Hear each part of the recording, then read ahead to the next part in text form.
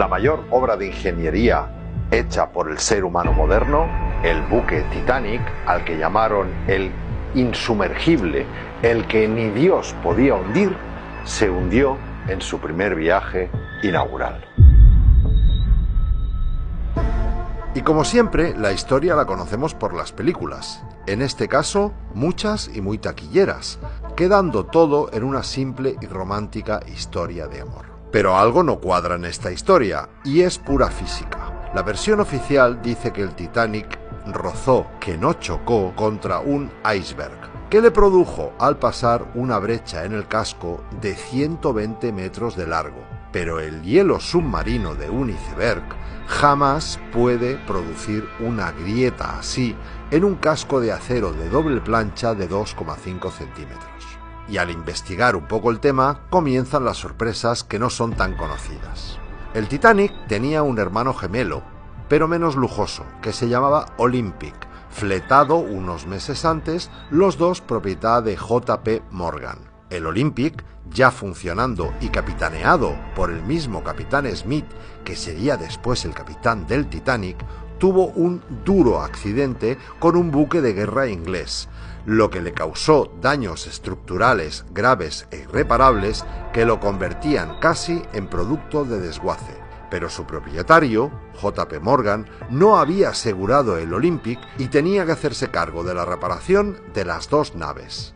En Belfast, en 1911, estuvieron los dos barcos juntos en el astillero y en esos meses les cambiaron el nombre a los cascos, añadiendo una cuarta chimenea que no funcionaba y decoraron el Olympic averiado para que suplantara al Titanic. Y en el famoso viaje inaugural salió el Olympic averiado y escorado, haciéndose pasar por el Titanic. Con esto, la compañía de seguros cubrió la operación con $5 millones de la época y el auténtico Titanic siguió navegando bajo el nombre del Olympic hasta 1935. Curiosa historia, ¿verdad? Pero esa no es la única sorpresa, ni mucho menos, porque 5 días antes que el Titanic salga un buque llamado SS Californian, del mismo propietario, J.P. Morgan, cargado tan solo con mantas y jerseys, y que se quede anclado en el punto donde iban a ocurrir los hechos, es curioso. Que antes de que zarpe el Titanic retiren la mitad de todos los botes y chalecos salvavidas es inquietante. Que el capitán Smith, con 25 años de experiencia y perfecto conocedor de la ruta, se desvíe de su destino y desoiga 7 alertas por iceberg es raro. Que el vigía no disponga de su principal herramienta, unos prismáticos, es ridículo. Que la radio del barco deje de funcionar unas horas antes es improbable. Que se equivoquen y lancen bengalas blancas, que significan celebración, en lugar de bengalas rojas, que son la señal de SOS, es tonto. Que en un viaje inaugural cargado de periodistas nadie hiciera ni una sola foto de la tragedia es absurdo. Pero que el hielo corte el acero es imposible, pura física. Y bueno, pensaremos, ¿todo este montaje para hacer una trampa a la compañía de seguros?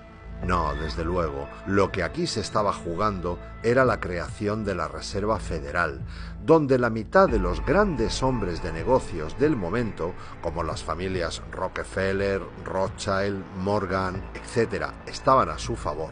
Pero la otra mitad, las familias Aston, Guggenheim y Strauss, lo veían como una auténtica locura. Pues bien, los que estaban a favor, como J.P. Morgan, como dueño y a pesar de ser el viaje inaugural de su barco, deciden a última hora no embarcar tanto él como unos 50 amigos suyos y miembros de la naviera, llegando algunos de ellos a dejar sus enseres personales y personal de servicio dentro.